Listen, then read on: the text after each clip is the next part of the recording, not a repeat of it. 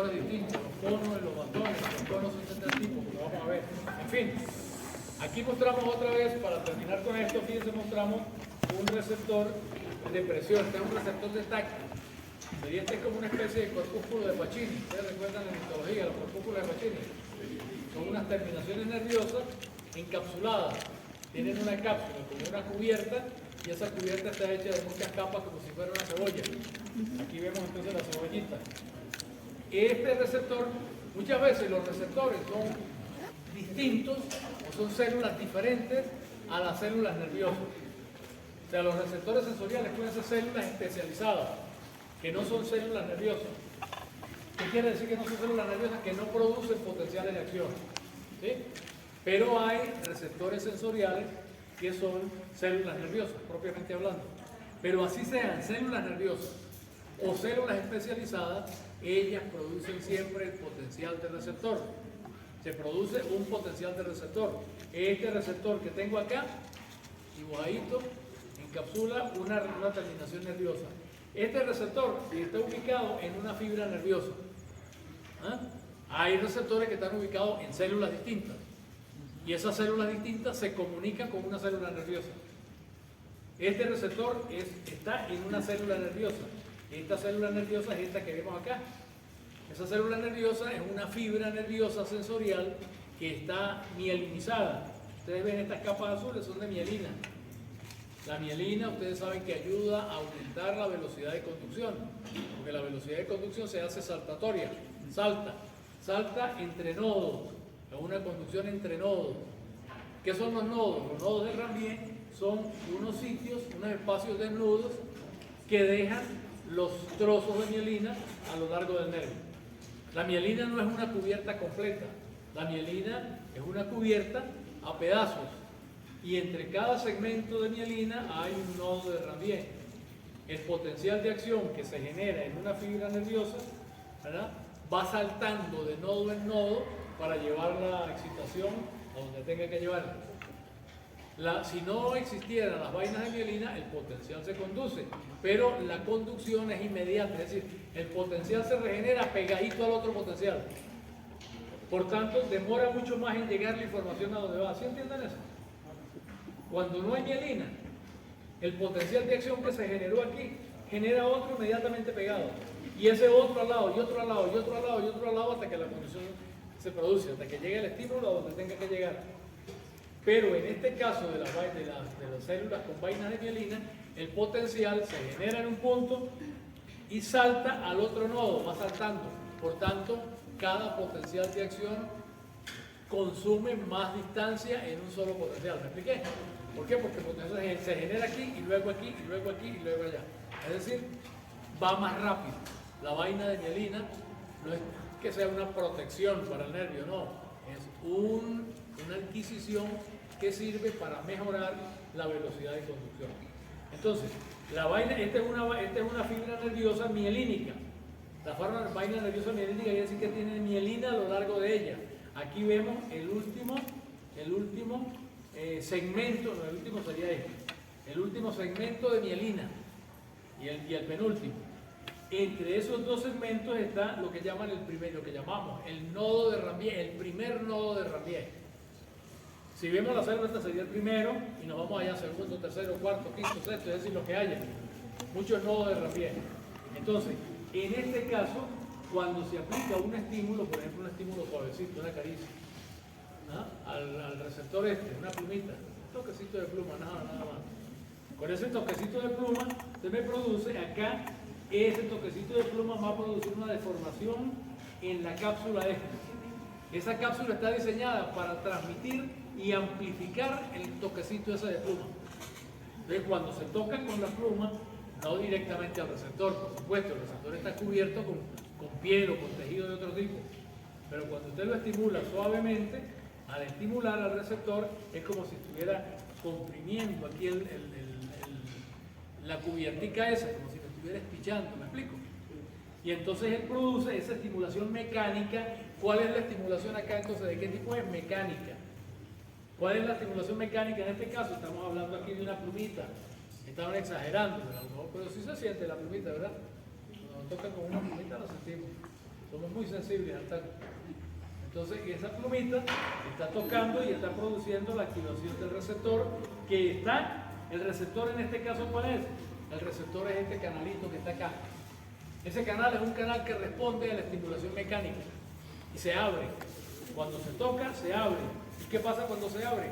Ese canal es un canal iónico para cationes, entonces se mueve específicamente el sodio y el potasio, ya esto lo hemos visto en otros casos. Es un canal sensible que cuando se abre permite el paso de los iones sodio y potasio. ¿Cuál es el que entra con más intensidad? Por supuesto, el potasio tiende a salir. El potasio, en este caso, esta es la célula, el interior de la célula, porque es la fibra, ¿ven? El potasio tiende a salir de la célula y el sodio tiende a entrar a la célula.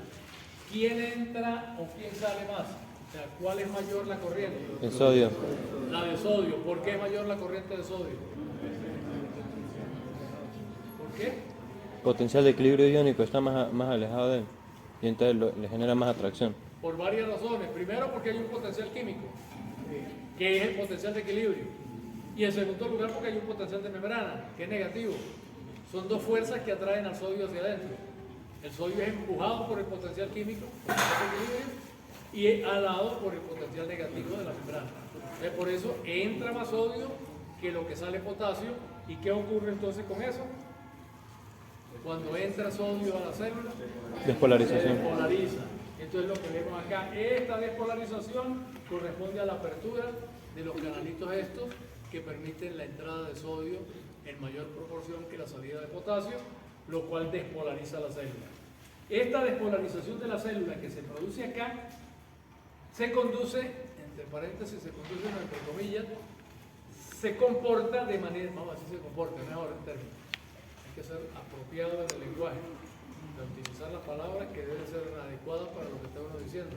Entonces más bien podemos decir no que se conduce, porque el potencial no se conduce, se queda ahí estacionario, pero entonces afecta el lado de manera variable, dependiendo de la distancia a la cual se encuentre el fenómeno. Por ejemplo, aquí se produjo la entrada de sodio, aquí se produjo este fenomenito, ¿sí? Este fenómeno que se produce, si alcanza la intensidad, si alcanza el nivel umbral, es decir, si la entrada de sodio es suficiente para despolarizar la membrana y producir un potencial generador, receptor o sensorial, como usted lo quiera llamar, aquí están los nombres, sensorial, receptor o potencial generador es lo mismo.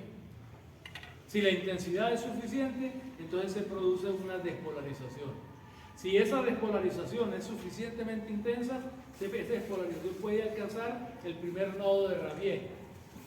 Y ese nodo de Rabier en la membrana sí contiene otros canales. ¿Cuáles canales? Canales de sodio, voltaje dependientes. Entonces, esta despolarización que se produjo acá, que equivale a esta de acá, ella va a alcanzar el primer nodo de Rabier y va a producir algo en el primer nodo de Rabier, que es la apertura de canales de sodio, voltaje dependientes, que son los responsables del potencial de acción. ¿Qué ocurre entonces acá? Se disparan unos potenciales de acción. Con ese estímulo, se dispara una serie, una salva. Se llama eso, una salva. Una salva es como la salva de ametralladora. Que aprieta y sale una salva, un chorro de balitas. Así está, es una salva de potenciales de acción. Los potenciales de acción no tienen diferencia unos entre otros. Los potenciales de acción que se producen en una célula son iguales. ¿Entiendes? Entonces la pregunta es ¿cómo se hace para señalizar al sistema nervioso central que el estímulo que estoy detectando tiene una cierta intensidad? Porque esa es una de las cosas que nosotros percibimos. Cuando un estímulo incide en uno de nuestros receptores, tenemos una cualidad de sensación que se produce. Primero una modalidad, una cualidad y también tenemos una intensidad del estímulo. ¿Me entiendes? Puede haber una intensidad. Esa intensidad, ¿cómo cipote sabe el gobierno? El gobierno central. ¿Cómo sabe el gobierno central, nuestro cerebro, nuestro sistema nervioso central, cómo se entera de cuál es la intensidad del estímulo para que yo perciba la sensación de una magnitud o de otra? Porque resulta que yo puedo detectar magnitudes distintas en las sensaciones, ¿sí o no? ¿Ah? Yo puedo sentir un tacto fuerte o un tacto suavecito y discriminar y decir, oye, ese es un tacto, me están tocando con cariño, una caricita, o me están tocando, oye, que me van a romper ese tipo, no, que alguien me quiere pegar. Entonces resulta que esa intensidad la magnitud o la intensidad del estímulo se puede detectar. Primero, el potencial generador responde de una manera graduada dependiendo de la intensidad del estímulo. Si la intensidad del estímulo es pequeñita, el potencial generador es pequeñito. Si la intensidad del estímulo es mayor, el potencial del receptor en este caso también es mayor. Entonces aquí tenemos un ejemplo, una plumita produce un potencialito así de este tamaño. Pero si ahora el estímulo está no con una plumita, sino con una ramita, que ya la plumita no es lo mismo que la ramita de la plumita está haciendo mayor presión o no. O es lo mismo presionarme con una pluma que con otra pluma. Bueno, voy a hacer las dos plumas, la pluma de escribir y la pluma de gallo.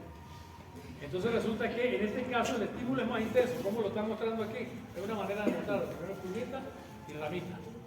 El estímulo es más intenso. ¿Qué ocurre con el potencial que se produce? ¿Qué pasó con ese potencial con respecto al otro, al de arriba? ¿Ah? Es mayor. Si ahora tienes mayor intensidad de estímulo mecánico, vas a detectar esa mayor intensidad con el receptor.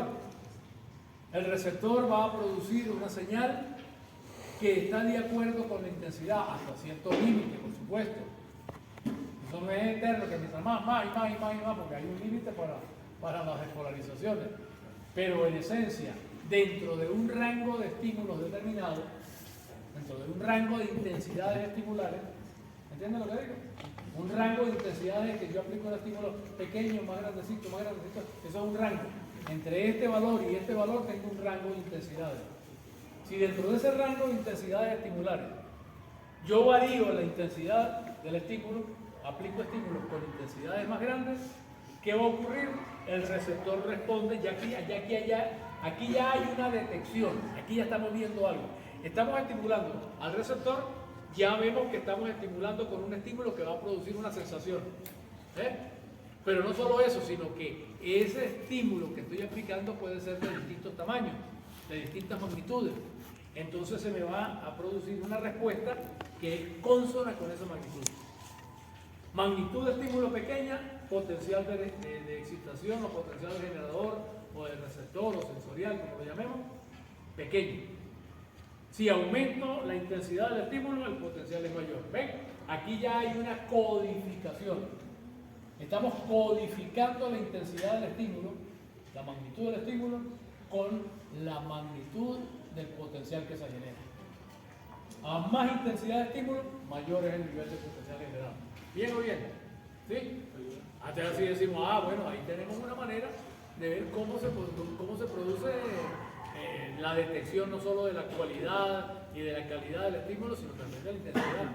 Muy bonito.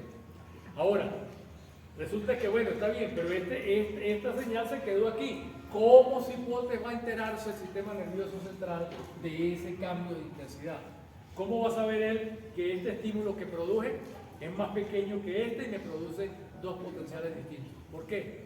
Porque cada nivel de estos del potencial generador va a producir en el nodo de Ranvier más cercano, va a hacer que se produzca una salva, es decir, una cantidad de potenciales de acción. Se producen potenciales de acción. Uno viene, desaparece y otro, o sea, se produce una salva de potenciales de acción. Los potenciales de acción no sirven para señalizarle a nadie la magnitud de un fenómeno. ¿Por qué? Porque los potenciales de acción son todo o nada. ¿Sí me dije?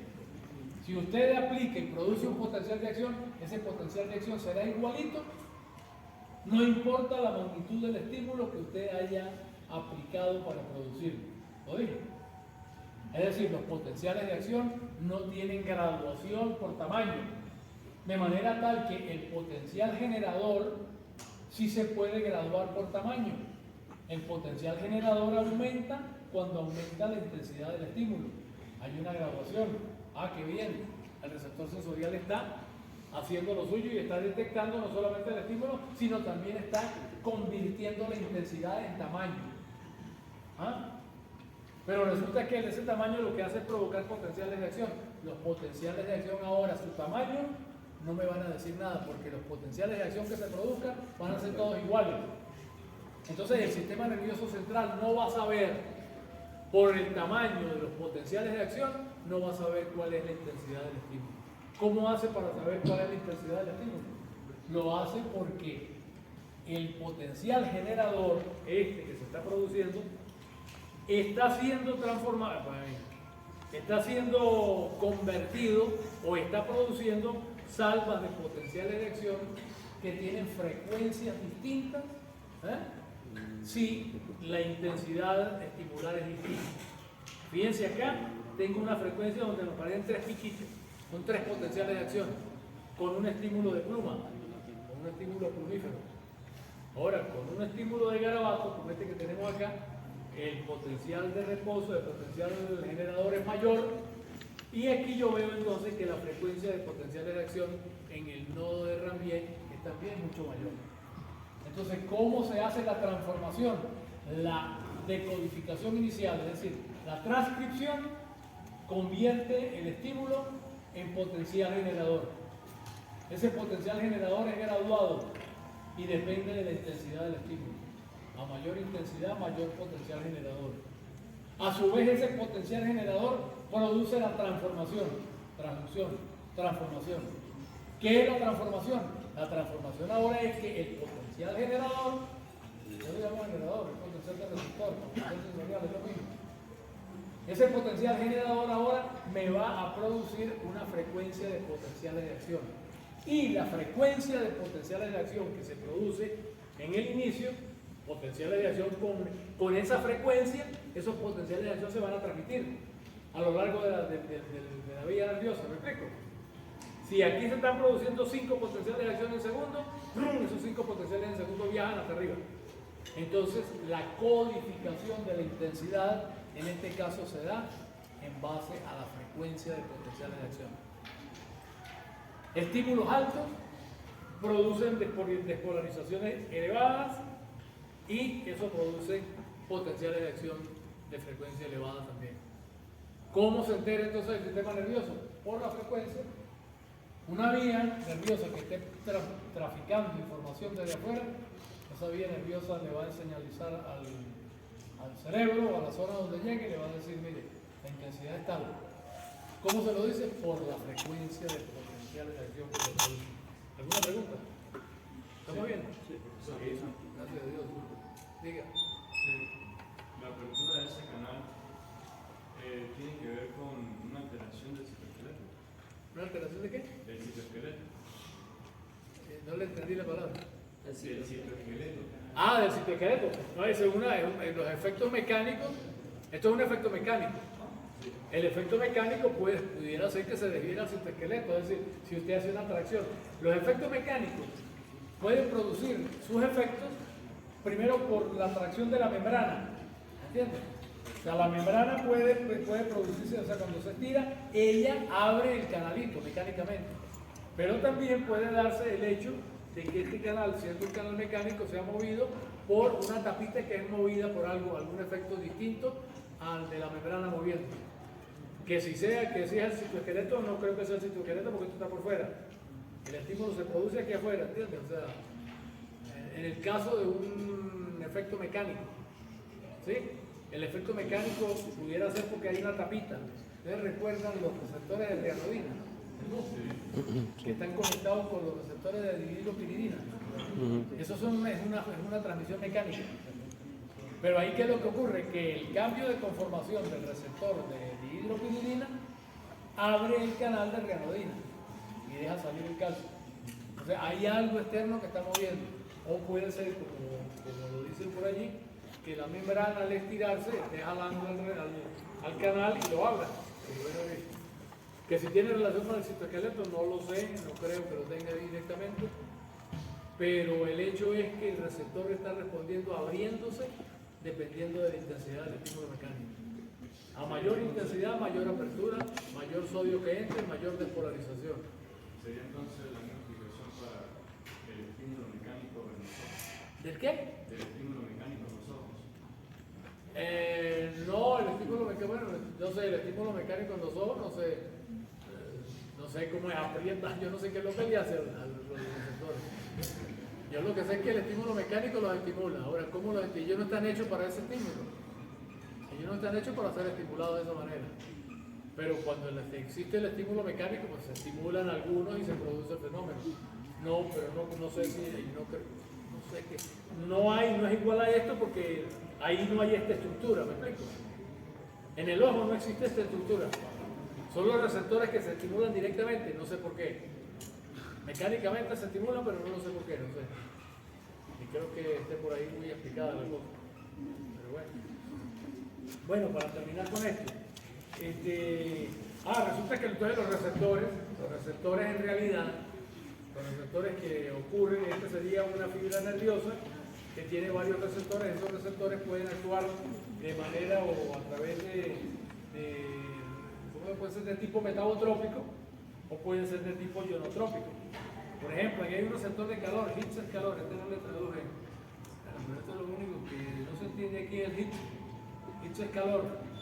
Entonces aquí en este caso, en estos receptores de calor, cuando se estimulan por el calor se abren y hay corriente de calcio y sodio que despolarizan. Esta zona amarilla es la de la producción del potencial generador, en la zona amarilla se despolariza la célula. Y en la zona verde, esta misma despolarización activa canales de sodio, voltaje dependiente, y aquí en adelante se producen potenciales de acción. Es más o menos lo mismo que vimos. Pero lo que quiero destacar es entonces que hay receptores que son receptores sensoriales parecidos. Los verdaderos receptores son parecidos a los receptores que ya conocemos, acoplados a proteína G o qué sé yo, que en su debido caso estudiaremos cuando veamos cada sensación, si es que las vemos todas. Yo decidí que iba a hacer hincapié en visión y sensación en visión, audición y sensación de dolor, o sea, que es muy importante para ustedes desde el punto de vista médico, pero bueno, ya veremos. Otro detalle importante para terminar con esta introducción es el hecho de que normalmente, bueno, ya hablamos de receptores sensoriales, de vías sensoriales, de codificación con magnitud del potencial de generador y codificación con frecuencia, ya está listo. Pero además de eso, existen otros conceptos que es bueno que conozcamos. Esos conceptos son, por ejemplo, los de los campos receptivos. Los campos receptivos, ¿qué es un campo receptivo? Un campo receptivo, así como hablábamos de las unidades motoras, ¿recuerdan?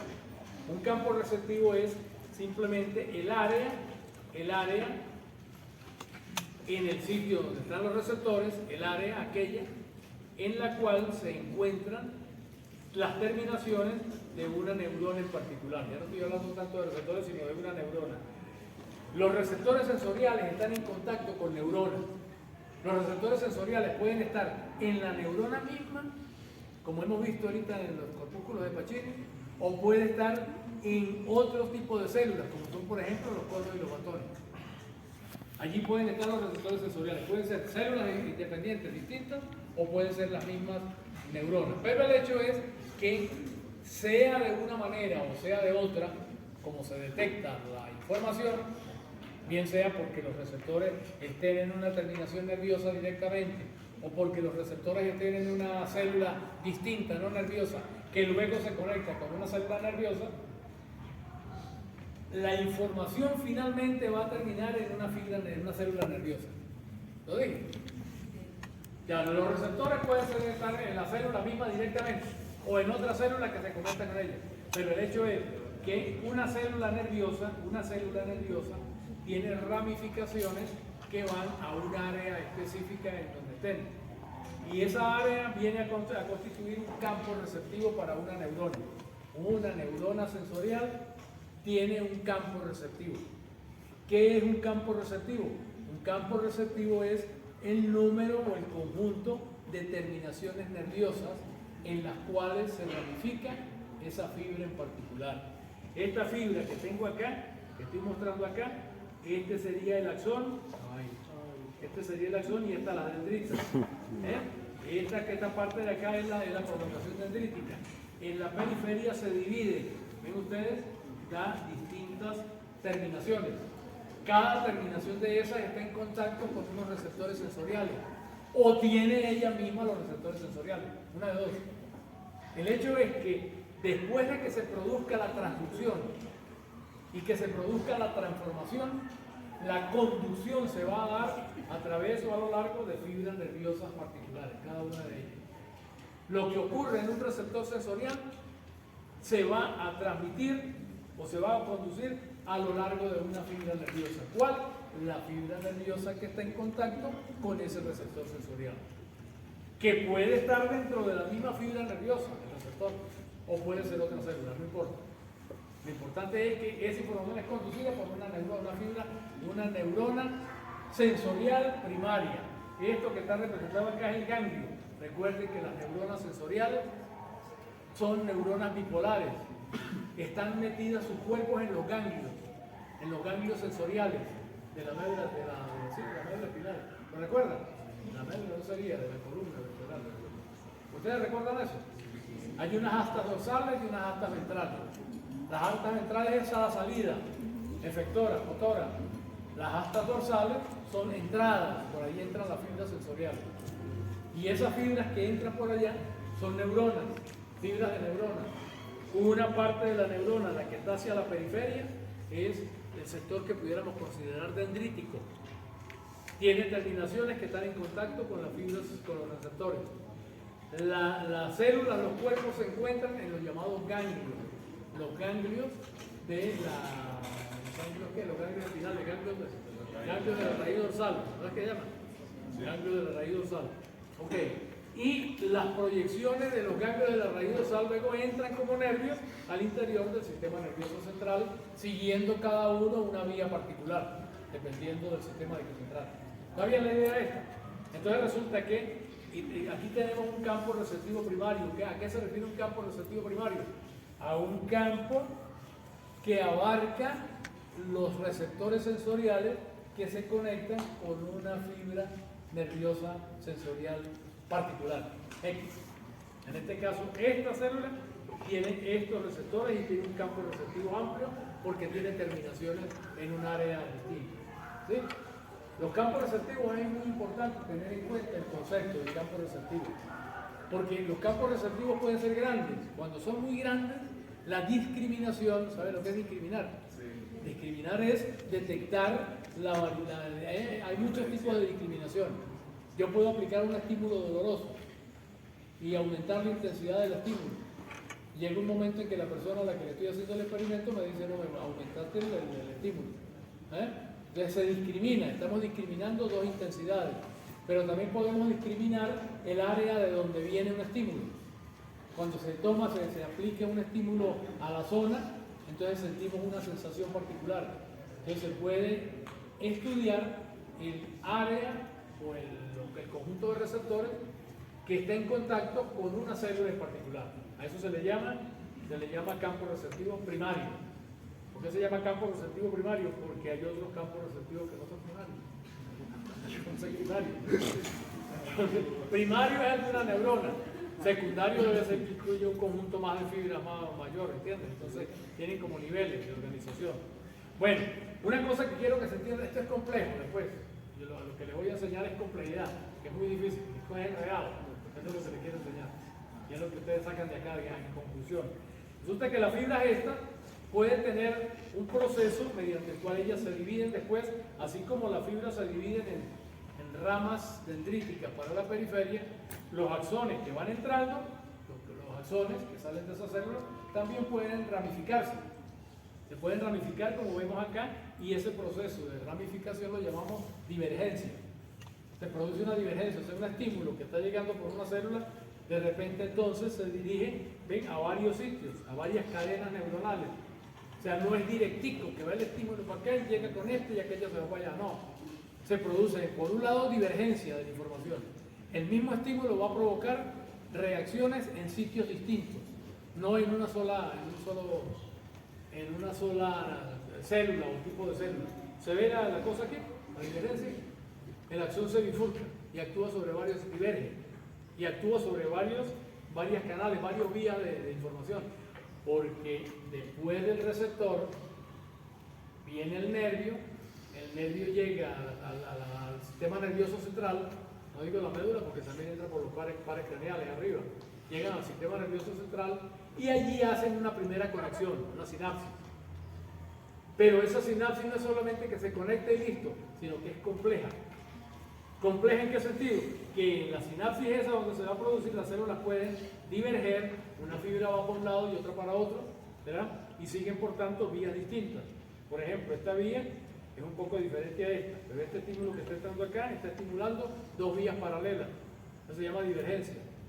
Pero vemos acá que esta otra célula, que también tiene la misma función, esta que tenemos acá, ahora tiene divergencia. Ella tiene divergencia, es decir, tres ramas en este caso, actuando sobre tres sitios distintos, pero también tiene una célula, una fibra que converge en la que la otra ya había llegado. O sea, esta llegó a esta célula. Y esta otra fibra que viene de otra célula también recibe estimulación de esta otra. A eso lo llamamos convergencia. Cuando a una célula le llega información de vías distintas. Divergencia cuando una vía se ramifica y envía información a sitios diferentes. Entonces, bueno, fíjense, aquí se puede dar procesos complejos como la inhibición. Esta es una inhibición lateral. Esta célula que está siendo excitada puede producir una inhibición. Aquí tenemos esta inhibición, vemos esta neuronita roja está produciendo inhibición. Esa inhibición está ejerciéndose sobre esta terminación de esta neurona, acá. Por eso se llama inhibición presináptica. Y esta neuronita de acá también está produciendo inhibición, pero ella se está conectando directamente con el cuerpo celular de otra neurona que sale. Esa inhibición entonces es inhibición lateral de tipo posináptica. ¿Qué quiero mostrar con esto? Bueno, aquí fíjense que si nosotros analizamos esta vía que viene por acá, es la vía que tiene relación con la producción de una sensación particular. Es decir, esta información que está siendo llevada por esta vía que sigue acá, sigue transmitiéndose y va a llevar la información particular del receptor que está siendo estimulado. ¿Sí? Pero vemos acá que en este caso, fíjense acá, en este sitio, resulta que estas neuronas de esta parte de acá están recibiendo información de la vía sensorial, pero también recibe información de otras modalidades sensoriales. Esta vía ya no es específica. Esta vía es específica ¿en qué sentido? Esa vía es específica en el sentido de que ella conduce información, su estimulación va a levantar la sensación particular que ella produce, ¿sí? Es la vía específica. La vía específica es la vía que lleva la información para producir la sensación. Pero resulta que esa vía específica envía también colaterales y conexiones con otra vía. Esa otra vía no es específica. ¿Por qué? Porque está recibiendo otras modalidades sensoriales. Esto tendrá otra función. Pero si esta es la vía óptica, la vía visual, esto ya no va a tener una respuesta visual. No se trata sino de un efecto visual, sino otro tipo de efecto en el cual se mezcla la actividad proveniente de otras modalidades sensoriales. ¿Ven ustedes la idea? O sea, con esto lo que queremos decir del asunto es complejo. Es enredado, eso es lo que queremos decir. No es tan fácil. Ese procesamiento no es una cosa de straightforward que hace que esto vaya, los potencialistas de acción van y llegan y ¡pum! Producen allá abajo y listo, aquel destello de luz se me produce en el cerebro cuando una linterna me alumbra en el ojo, por ejemplo. Hay una vía que lleva esa información, pero esas mismas fibras nerviosas que están haciendo eso, cuando se cambian de vía, ven, cuando se cambian, aquí se están cambiando. Esta, sobre todo aquí, esta de acá. Esta de acá está siguiendo la vía específica, ¿ven ustedes? Pero acá se está cambiando. Acá se está cambiando. ¿Por qué se está cambiando? Porque ya eso que está estimulando no va a terminar en una sensación visual. ¿Por qué? Porque se está yendo de la vía. Si estuviera en la vía, es la ley de las energías nerviosas específicas. Si está en la vía, produce la sensación. Si está fuera de la vía, no va a producir esa sensación. Además, se está mezclando con otras fibras que provienen de otros sitios. ¿Lo ven acá? Otras modalidades sensoriales se están metiendo acá. Entonces se vuelve un pastel. ¿Cuál es el pastel? Esas fibras ya no me van a producir una sensación visual. ¿Por qué? Porque están fuera de la vía visual, por un lado. Esas fibras están saliendo, están excitando otra vía. ¿Lo ven? ¿O no lo ven? ¿Sale o entra? ¿Qué? La vía. Acá, estos son entradas. O sea, estamos hablando, yo quiero destacarme, lo que quiero destacar es que en una vía hay una información que va directa y que lleva a las zonas de la corteza en donde la sensación se produce. Eso lo llamamos una vía específica. Aquí están hablando en términos generales. Aquí no están diciendo esto es la retina. Aquí no me están diciendo este es un trozo de piel. Están hablando en términos generales. En términos generales tenemos siempre campos receptivos. La sensorialidad, tenemos campos receptivos en la retina, tenemos campos receptivos en la piel para la temperatura, campos receptivos para el dolor, campos para muchas cosas.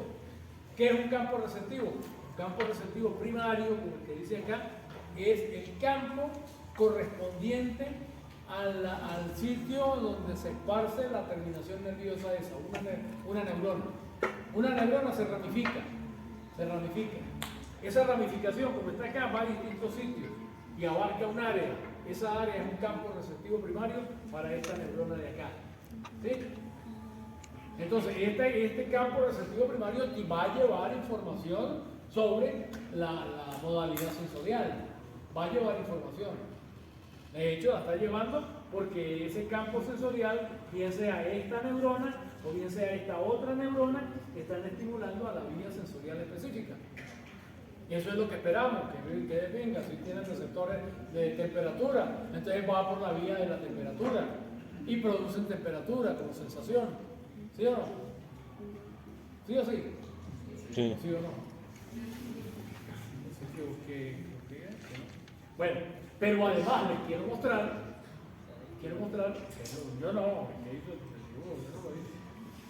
yo lo que hice fue traducir algunas cositas y poner en las palabras que no la dicen todo pero ustedes entienden, primera aferencia, ¿saben qué es? ¿Qué es? Eso era como aferente primario. Yo creo que hay la necesidad de traducirlo. Divergencia, convergencia. ¿Sabe qué es, verdad? Divergencia. Ok, entonces resulta que aparte de esta vía que se excita, estoy mostrándoles que la cosa es compleja, porque esa misma vía que está produciendo este tipo de excitación está a la vez estimulando otras vías en donde ya, si se va para allá la sensación, si se va para allá el nervio, si el nervio activa otra vía, mientras active la que va para la sensación, no hay rollo, va a tener usted la sensación. Pero si de repente saca una colateral y esa colateral se me mete en otra vía, invade otra cosa, no se me va a producir ya, esa colateral no va a producir la sensación. Esa colateral va a producir otra cosa. Esa colateral, como estoy viendo acá, esta colateral que viene acá, que está produciendo o que viene a este punto, ya no me va a producir la sensación. ¿Por qué? Porque está estimulando una vía sensorial que es inespecífica, otra cosa. ¿Sí o sí? ¿Ah? No me entiendo lo que está hablando. Entonces, mire, esto porque incluso aparte de eso, hay otras modalidades sensoriales que también actúan acá. Entonces, si esto fuera la actividad sensorial de este, se forma un pastel. Oye, porque resulta que dijimos que las fibras estas eran de ¿cómo se llama? Suponte, fotorreceptores, luz. Sí, si esta vía sigue me va a producir luz, me va a producir efecto visual. Pero resulta que aquí se partió y me sacó esta no tanto. No, sí, también. Pero esta de acá sí que existe ahora otra vía. ¿Esta vía va a producir información visual?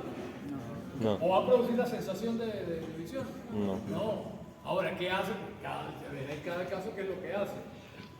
Ya veremos, por ejemplo, más adelante, porque fíjense ustedes, en el ojo hay dos fenómenos que son: uno, el de la respuesta a la luz, en donde la pupila se constriñe, y otra que es la respuesta de acomodación, cuando usted acerca un objeto para mirarlo de cerca, se produce un fenómeno llamado acomodación.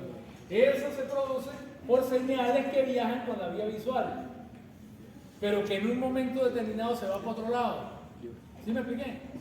Esas no van a seguir para el sino que simplemente en un sitio, en el cuerpo geniculado lateral, por ejemplo, hay unas vías que siguen directo por la corteza área calcarina de la corteza visual, y otras que se van a los núcleos pretectales y van a producir un fenómeno. ¿Qué fenómeno? Sirve para, entonces el receptor sensorial ese está haciendo algo distinto. Aunque está relacionado, es algo distinto, porque no va a producir la sensación de luz, sino que va a graduar el tamaño de la pupila para que le entre más o menos luz, dependiendo de la necesidad. Por ejemplo, nosotros aquí en esta semioscuridad tenemos nuestras pupilas dilatadas. Cuando nosotros acercamos, sobre todo los viejitos, cuando vamos a leer, ya no podemos leer sin lentes. Tenemos que poner el libro por allá, no sé dónde, para poder leer. Entonces, ese fenómeno normalmente se corrige cuando vemos de cerca con un fenómeno que se llama acomodación.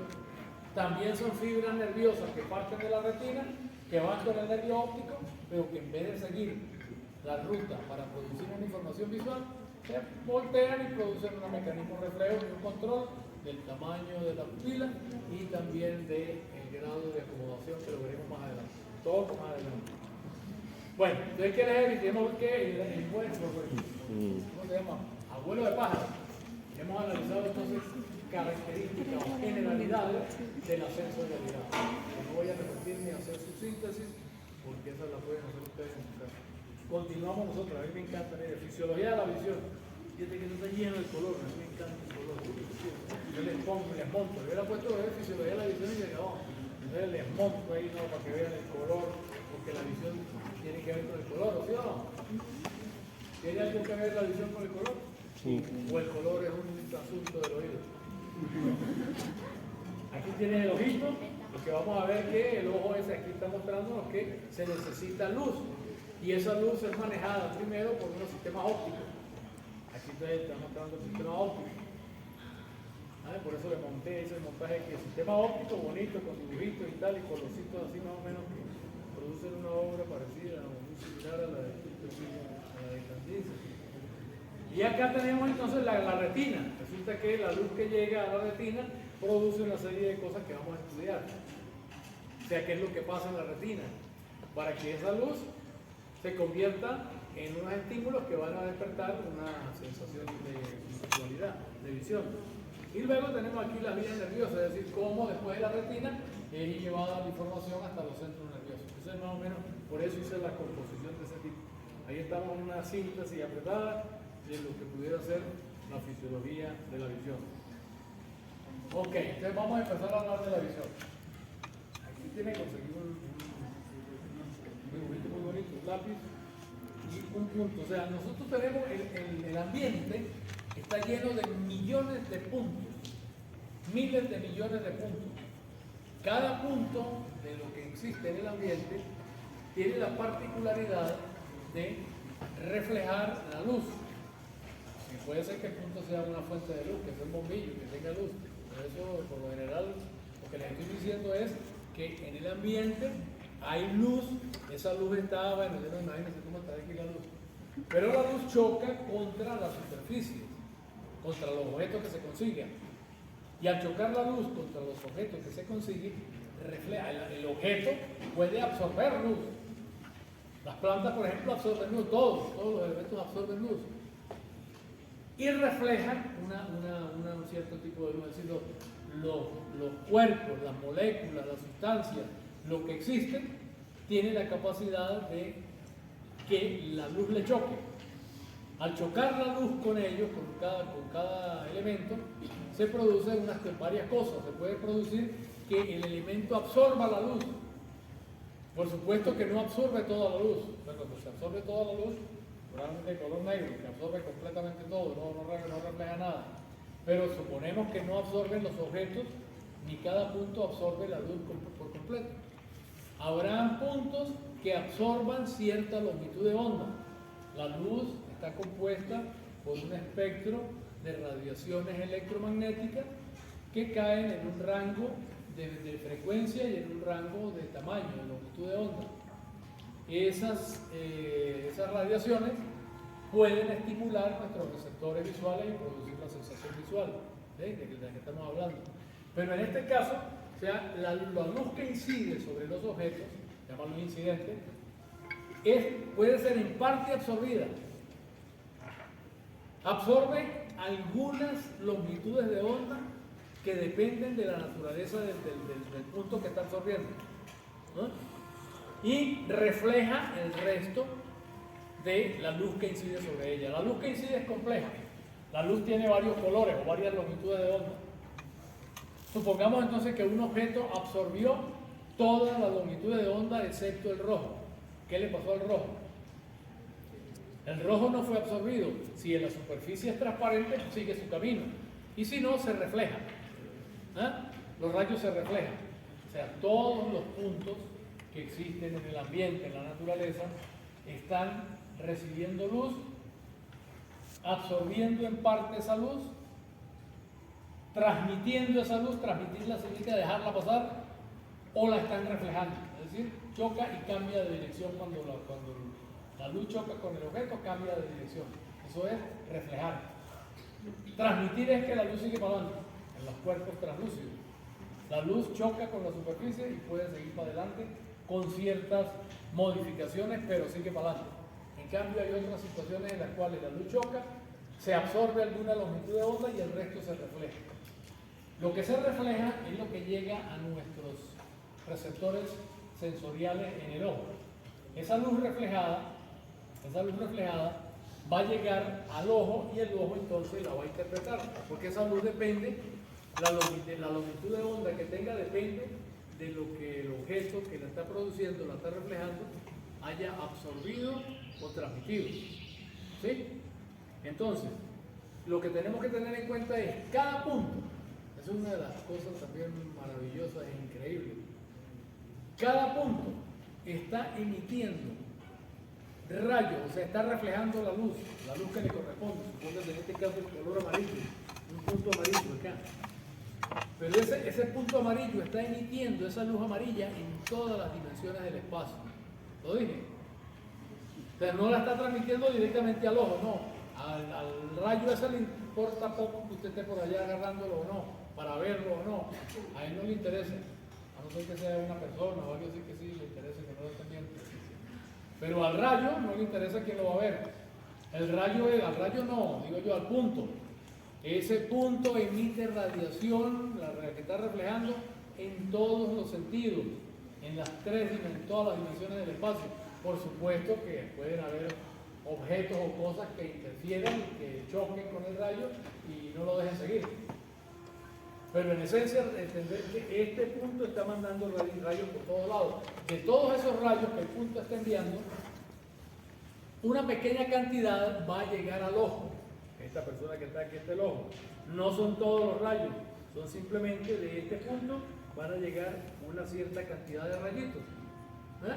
Una cantidad de rayitos que van a incidir sobre la pupila y van a entrar por el hueco de la pupila si es que la pupila no debe entrar. Por supuesto que sí lo debe entrar. ¿Sí? Entonces, esta persona, este tipo que se parece a una mujer, porque está muy bonita la gente ahí, que está viendo la cosa, entonces recibe los rayos esos. Esos rayos que entran por la pupila van a sufrir un proceso que vamos a estudiar. Pero lo que quiero decir entonces es que los rayos, lo que nosotros vemos, lo que entra a nuestros ojos, proviene de cada punto. Cuando movemos la cabeza y cambiamos la dirección del eje, entonces entran rayos de otros puntos distintos. Pero cada punto del espacio tiene un conjuntico de rayos que va a entrar a mi ojo, de una manera u otra. Los que están allá entran de una manera, los que están allá de otra y tal y qué sé yo, pero van a entrar entonces un conjuntico de rayos. ¿Tenemos claro eso? Cada punto va a enviar a los ojos de cualquiera, porque están todas las partes, claro, algunos lo ven de una manera y otros de otra. Pero cada punto, supuestamente, si está al alcance de la visión, va a enviar rayos que pueden entrar a nuestros ojos, a nuestros globos oculares, para despertar la sensación correspondiente al color del rayo que está entrando. Si es rojo, entonces nos despertará, se produce un rayo rojito que está entrando. Nosotros no lo vemos en la entrada que sean rojos, amarillos, azules. ¿Por qué? Porque lo que vemos, eso lo vemos cuando se produce adentro la sensación. Mientras tanto vemos así, yo no veo que estén entrando rayos de ningún tipo. Los rayos esos son invisibles cuando están allá viajando. Se hacen visibles cuando entran y chocan con mi broma, entonces me reporta algo que está en el ambiente. Me dice, mire, ahí hay una cosa de color amarilla, rojo, aquí está amarillo el lápiz. Yo veo el lápiz, entonces Aquí está, la persona está viendo la, pero aquí está mostrando un puntico. Claro que también hay un puntico acá. Claro que este puntico que está acá también manda rayos que van a entrar en el ojo. Es decir, todo este lápiz va a mandarle al ojo, cuando lo mira uno, te está enviando rayos que están entrando al ojo y que están entrando de cierta manera. ¿Entiendes? Que tienen cierta inclinación o lo que fuera. Bueno, cuando hablamos de luz tenemos que hablar considerar varios conceptos. Uno de ellos es la dispersión de la luz, que habla de la composición de la luz. La absorción de la luz, que habla de la absorción de la luz. La reflexión de la luz, que es de la reflexión de la luz. Y la refracción de la luz, que también se refiere a la refracción de la luz. Vamos a ver qué es eso. Primero, la dispersión de la luz. O sea, cuando la luz, un rayo de luz, los rayos de sol que vienen de afuera del sol, lo llamamos de luz blanca, porque la luz esa que está afuera en el ambiente, que proviene del sol, es una combinación de varias longitudes de onda. O sea, está formada por la conjunción de rayos que tienen distintas longitudes de onda, que cuando se mezclan todos esos rayos y producen una excitación, nos produce la sensación de luz blanca. Cuando chocan sobre un objeto blanco y se revela completo, entonces nos produce la sensación del blanco. Entonces, la luz blanca, que es un rayo de luz proveniente sin dispersión, un rayo de luz normal, ¿verdad?, que contenga todos los componentes, se ve blanca, es decir, se ve transparente, en el caso la llamamos blanca, es una luz como la que tenemos en el ambiente. Yo no la veo blanca, porque eso más bien es transparente. Pero si incide sobre un papel, entonces me produce blanco. Aunque también me produce otros colores si incide con papeles de colores distintos. Bueno, cuando la luz blanca incide sobre un prisma, se produce una especie de difracción, se llama eso. La luz se separa en distintas longitudes de onda. Entonces, esa separación se debe a que el prisma, la pared del prisma, y el prisma interiormente tiene cierta diferencia con el aire. Ya vamos a ver eso un poquito más adelante, ya casi que vamos para allá. Pero entonces resulta que la luz se refracta de manera tal, los rayos luminosos, las longitudes de onda, no se refractan con la misma intensidad. Se refractan de manera, o sea, refracción significa desviación. Los rayos se desvían. Cuando choca la luz blanca sobre la pared del prisma, los rayos que la componen se desvían. Pero hay unos que se desvían más que otros. ¿Qué significa desviarse? Desviarse significa, en este caso, fíjense ustedes que aquí viene la liebre, sería derechito hasta arriba, sin desviación. Desviarse significa modificar la trayectoria que traía el rayo cuando entró. La trayectoria es esta. Debería seguir esta y salir si no hubiera nada. Pero ¿qué ocurre? Ocurre que los rayos, las longitudes de onda de que componen la luz blanca, se doblan, se refractan, se inclinan. Se inclinan, es decir, sufren una especie de separación. Uno se inclina más que otro. El rojo casi no se inclina, fíjense ustedes que casi sigue la dirección del eje entrante. Pero otros rayos, como por ejemplo el naranja, se inclina un poco más, el amarillo más. Esto tampoco se lo traduje porque ya se ve que sabe lo que es ahí. ¿Entienden? Entonces, ¿qué pasa? Que se descompone la luz. ¿Se descompone en qué? En sus componentes. ¿Cuáles son sus componentes? Radiaciones electromagnéticas de frecuencias distintas. El rojo se separa un poquito de la trayectoria original, pero el violeta lo hace con mayor intensidad y produce una desviación mucho mayor. Como cada rayo se desvía una magnitud distinta al otro, entonces se ve una banda de colores en la cual se ve lo que se llama el espectro de la luz visible. El espectro de luz visible nos permite detectar 7 colores diferentes, desde el rojo hasta el violeta. Rojo, naranja, amarillo, verde, azul, violeta. Por encima del rojo, este espectro es el espectro de luz visible que llamamos. Es el espectro, es el rango de longitudes de onda que nuestros ojos pueden detectar. Van en cuanto a color. Nosotros vemos colores. Estamos viendo el rojo, el amarillo, el verde, el qué sé yo. Esos colores no existen en la naturaleza, eso no existe. Esos colores que nosotros vemos los creamos nosotros. Nosotros interpretamos ¿Ven? Es una interpretación. Nosotros interpretamos la longitud de onda de los distintos colores, que no son colores, los interpretamos y entonces tenemos como visión, vemos estos colores que tenemos acá. Veo este de un color, eso lo llamo rojo. Rojo, dice ahí. Puede ser red también. ¿Ah? Entonces, este lo llamo rojo y le doy nombre a cada uno, pero son distintos, yo los percibo distintos. A este lo percibo rojo, a este lo percibo naranja, a este amarillo, a este Es decir, percibo distintas longitudes de onda. Entonces yo puedo percibir los colores, aparte de estos 7 colores que tengo acá, con ellos yo puedo juntar distintas combinaciones de longitudes de onda y ver el resto de los colores que hay, por ejemplo, en una pantalla esa de tipo K, de último modelo. No sé cuántos miles de millones de colores. Sí, usted hace combinaciones que pueden producir colorcitos de distintas tonalidades. El azul lo puede descomponer en 10.000 tonos de azul. El verde igual, y combinarle esas tonalidades y producir a veces millones de colores. Nuestros telefonitos tienen esa particularidad. Pueden combinar y pueden producir esa cantidad de colores. A mí me fascina porque el color para mí es algo especial. Bueno, entonces resulta que, y entendemos esto, ¿verdad? La dispersión. Entonces la luz está compuesta por una serie de colores que no son colores. Está compuesta por distintas longitudes de onda. Piensen un poquito y vean ustedes afuera, ¿qué es lo que hay afuera? ¿Color? No. Y entonces, ¿por qué yo lo veo de color? Porque yo creo el color. Porque ustedes crean el color en su interior. Sí, es verdad, ustedes crean, ustedes agarran esa longitud de onda que no tiene nada de color, eso no tiene color. A lo mejor hasta le pega corriente cuando lo toca. Entonces usted mira esa longitud de onda e interpreta la longitud de onda. Dice, mire, esta longitud, claro, usted la interpreta después, usted la ve como roja. Usted dice, bueno, yo estoy viendo eso. Usted no dice ni siquiera que la luz, sino eso es rojo, eso es amarillo, eso es verde, interpreta. Y le da un color, así, diferencia. Y cada color usted le puede medir la intensidad que tenga, si es tenue, si está muy saturado, todo lo que usted sabe del color, lo que conoce el color, lo que se maneja del color. Entonces este espectro que tenemos acá es el espectro de la difracción de la luz, es decir, la luz blanca está compuesta entonces por vibraciones, por radiaciones electromagnéticas que pueden producirme en mi mente el color rojo hasta el violeta. Ese es el espectro que yo puedo ver. Más abajo del violeta, es decir, sería estos colores o esas longitudes de onda son distintas en el sentido de que son distintas. El rojo tiene una longitud de onda,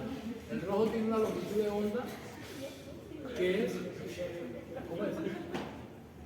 La longitud de onda del rojo es grande con respecto a la longitud de onda del violeta. Hay un rango que está más o menos entre los 470 y los 700 nanómetros de longitud de onda. Ese es el rango. Longitudes de onda dentro de ese rango se manifiestan y se interpretan como colores cuando entran en contacto con nuestro receptor visual, con nuestros ojos. Repito, los colores no existen en el ambiente. Los colores son una creación nuestra. Y digo nuestra porque es una creación de nuestro cerebro. Nuestro cerebro hace y de las longitudes de onda crea esos colores que nosotros vemos, los bonitos.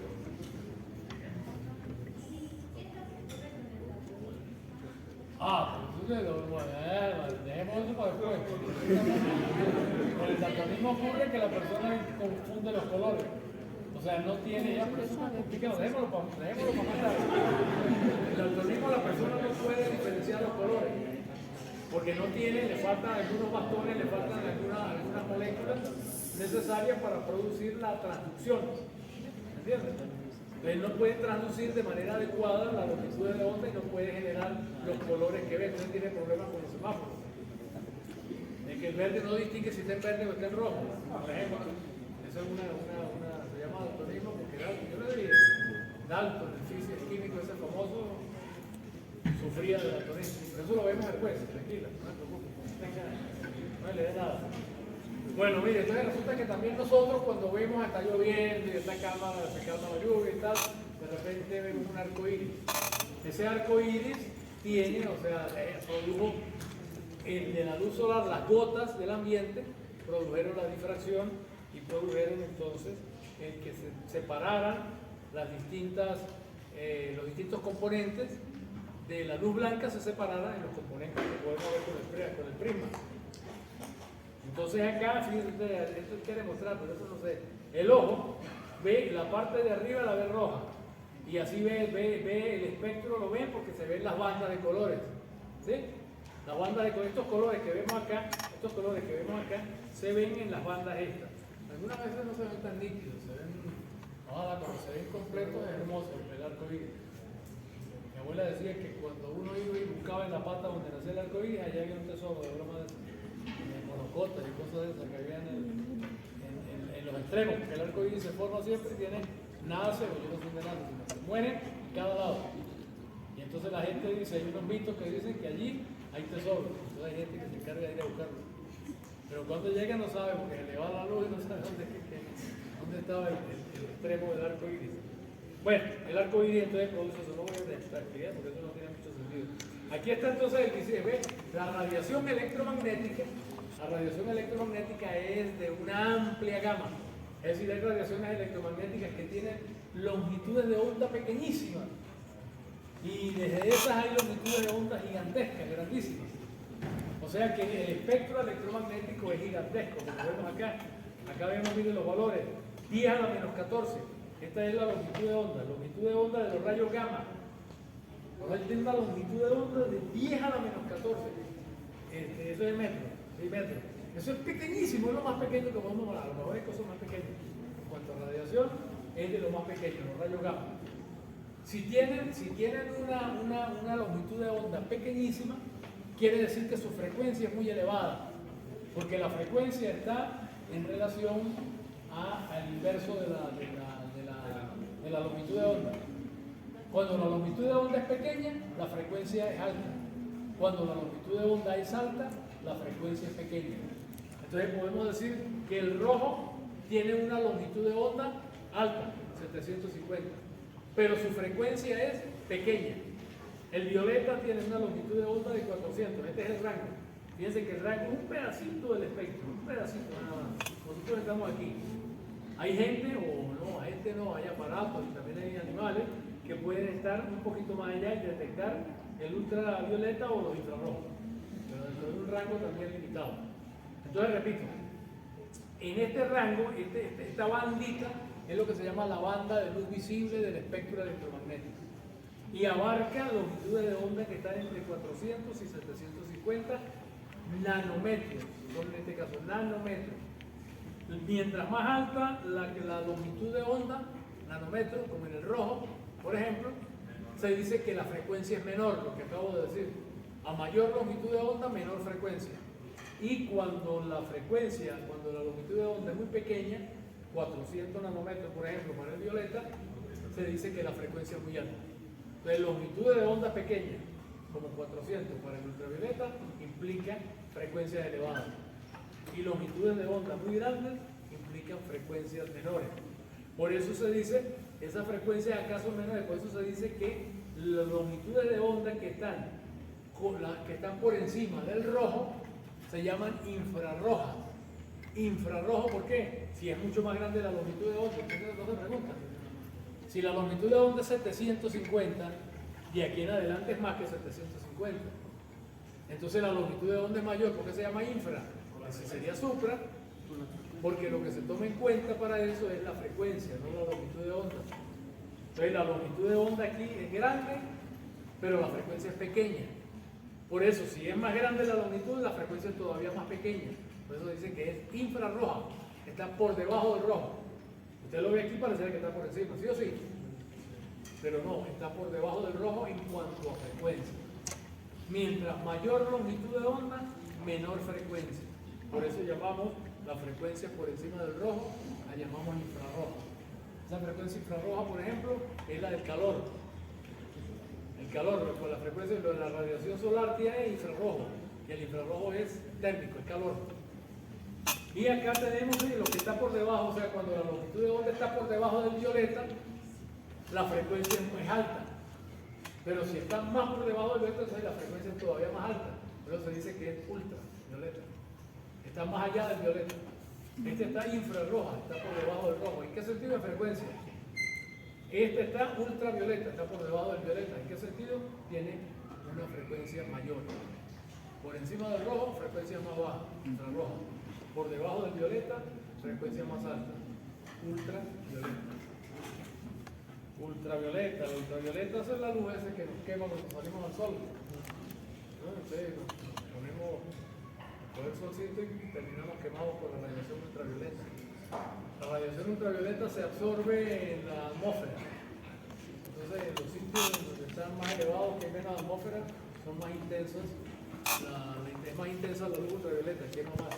Pero bueno. Entonces, seguimos con otro fenómeno que hay de la reflexión de la luz. Ya vimos que es la difracción. La llamamos dispersión. La dispersión es entonces la apertura y la descomposición de la luz en sus componentes básicos, que son esos 7 colores que vimos. Más adelante entonces seguimos con la reflexión de la luz. Aquí está la reflexión de la luz, no, eso no hay que verle mucho pataleo. Aquí tenemos un rayo de luz que incide sobre una superficie reflectante. Por lo general las superficies son todas reflectantes, reflejan algo de luz. Un vidrio por supuesto refleja bastante luz. Y usted puede con un espejo, por ejemplo, con una lupa puede hacer que se refleje mayor intensidad de luz y hacer que la luz converja hasta producir un arma para quemar los barcos cuando nos vengan a atacar. Tenemos un espejo de esos que concentra la luz y que achicharra lo que esté por ahí cerca. Mire, la reflexión de la luz en este caso es sencillo de entender. Un rayo de luz choca sobre una superficie. Ese choque sobre la superficie puede provocar el que la superficie absorba alguna radiación de esa de la luz, pero se refleja otra, o puede ser que se refleje toda. ¿Entiendes? Como en un espejo se refleja completa la luz. Entonces acá vemos que la reflexión, esto es simplemente mirándolo de arriba y estoy mirándolo bien de perfil. Tenemos que hay la reflexión obedece o tiene muchas leyes que permiten estudiarla, o sea, se pueden estudiar las leyes de la reflexión. Entonces, por ejemplo, hay elementos que destacar, como el ángulo de incidencia. Un rayo de luz que incide sobre una superficie es el rayo incidente, y el rayo que sale es el rayo reflejado. Se forma un ángulo entre el ángulo de incidencia y el ángulo de reflexión, y hay unas leyes que determinan eso. Pero nosotros no nos vamos a ocupar. No nos vamos a ocupar de la reflexión. La reflexión es un hecho, un fenómeno, se da. La reflexión es muy importante porque la reflexión es la que permite que los objetos nos envíen rayos de luz desde allá para que nosotros los veamos del color que lo vemos y saquemos de allí la información que requerimos o que necesitamos sacar. Hasta aquí llegamos con la reflexión de la luz. Entonces la reflexión de la luz es muy importante. ¿Por qué? Porque es la que cuando se emite la luz, nosotros la percibimos y percibimos la longitud de onda. Esta es una novela, yo escribí una novela, una vez me metí en lo que yo no soy escritor, yo soy médico y no soy médico, nunca me gradué de nadie. Soy científico y sí hice ciencia, pero tampoco me considero científico. Soy lector, fui un lector empedernido, leía cientos de libros por día y ya no leo tanto porque me di cuenta de que eso es pura paja. Una vez se me ocurrió a mí hacer mi libro. Y bueno, como dijeron que había que tener un hijo, sembrar un árbol y escribir un libro, y ya tenía 5 hijos. Árboles tenía varios en la casa que no dijo, bueno, voy a escribir un libro. Y se me ocurrió, me senté a escribir. Una vez no hice planes porque yo no soy escritor. Los escritores se sientan y ordenan dice, mire, voy a hacer esto, aquí esto va a pasar esto, y después esto y tal, y qué sé yo. Y tienen su bosquejito. Yo me puse a escribir ahí a lo loco y me salió el libro, una novela. Claro que salió como el 400 y pico páginas. Pero me gusta esta parte que me parece bonita. A mí, soy el doctor, a ustedes me deja aburrir y ladillar la lectura. Yo creo que yo solamente soy el único que la ha leído. No, la leyó un jurado, porque la metí en un concurso aquí y gané el concurso. El jurado eran como 3 personas. Y después de eso, ni mi familia, ¿no? Ni mi esposa, ni mis hijos, ni mis amigos, nadie cree. Yo tampoco creo mucho, pero esta es una de ellas, que tiene relación, se me ocurrió. Esto tiene relación con lo que voy a dar hoy en clase. Entonces me corté por allá el texto y lo metí aquí. La novela se trata de al final la novela termina en unos tipos que quedan encerrados en una cueva, porque se fueron allá porque supuestamente unos alquimistas muy antiguos de 600 o 400 años los convencieron de que había que hacer una operación alquímica que era la mejor del mundo. Que bueno, entonces la vaina es que se llevan allá y se reúnen, se convencen de que sí, que los alquimistas viejos dicen la verdad y se van a una cueva. El proceso de alquimia ocurría cuando se produjo un eclipse solar aquí en Paraguaná, eso fue en el 98, ahí fue donde me ocurrió meterse esa vaina ahí. Y entonces resulta que los tipos quedan encerrados en una cueva, y bueno, viene toda la interacción de lo que ocurre allá. Pero entonces este es un pedacito de la interacción, uno de los tipos, son dos, el uno le dice al otro, ¿por qué no te gusta escribir? ¿Por qué no te pones a escribir? Entonces el tipo lo piensa y tal, y reflexiona esto que está escrito aquí. Dice, una mañana, un par de días después de la conversación aquella con Francisco, se despertó con una ansia incontenible y desbordante de esa luz física que el recuerdo y el anhelo le mostraban allá afuera, cincelando los agrestes paisajes de la península, dando forma también mucho más lejos, allá en Mérida, a los múltiples valles, a las modestas mesetas, a los altos montes y a los suaves collados de esta añorada tierra. Imaginó el sol aplicando a lo existente la diversidad de ondas electromagnéticas de la maleta de su espectro para pintar la infinita variedad de sus colores y matices, respetando en cada punto la potestad de absorber con libertad lo que éste requiriese para descollar entre los otros de acuerdo a su particular naturaleza. La nostalgia de aquel mundo cuya vista le había estado por tanto tiempo ya vedada y de seguro por siempre jamás, invadió por completo el espacio ancho y vacío entre las moléculas de su cuerpo. Y mientras su corazón se llenaba de aquella tristeza inmensa, lloró un rato, aunque en silencio, para que su amigo que aún dormía no se despertara. En oración desconsolada pidió volver a contemplar de nuevo el mundo, el hermoso e inocente mundo natural, cuya percepción tanto solaz y gozo en incontables momentos le había suministrado. Este es un fragmentico de la novela, pero destaca algunas cositas. Primero, que esa actitud y esa concepción, vamos a llamarla así, utilitarista, que tienen los científicos en relación con que los estímulos se desarrollan para defender la supervivencia y la cosa, puede ser que tengan razón, pero hay también otros aspectos. En el aspecto visual, por ejemplo, yo veo que hay mucha satisfacción, mucho placer en la contemplación del color. ¿Ustedes no sienten placer cuando ven el color, cuando ven una obra de arte? ¿O no? Son insensibles al color. Bueno, de todas maneras, si no el color, por ejemplo, la música, algunos. Oye, deben cantar un bonche, una salsita, o cualquiera de ellas.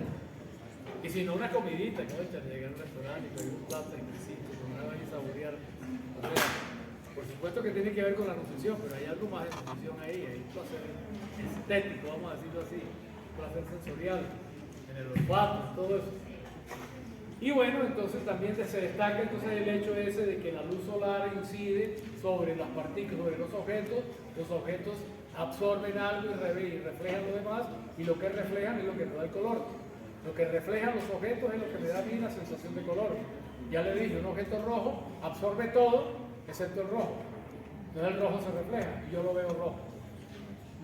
O sea, lo que él es que tiene, más bien lo que él no tiene es rojo. Antes está rechazando el rojo, parecen claras esas reflexiones, ¿verdad? El rojo no es porque él tenga algo de rojo, sino precisamente todas las demás longitudes de onda las absorbió. Y el rojo lo rechazó, más bien lo emitió. O sea, no me estoy diciendo que el color tiene, el objeto tiene color rojo. El objeto no tiene color rojo, el objeto está rechazando el color rojo. Y está reabsorbiendo lo demás, lo que le gusta, pero lo demás rechaza el rojo. Lo tira para afuera. Nosotros, gracias a Dios que lo tira porque lo vemos. Bueno, la tercera modalidad, la tercera característica, vamos a decir así, que tenemos que analizar con respecto a la luz es la de la refracción de la luz.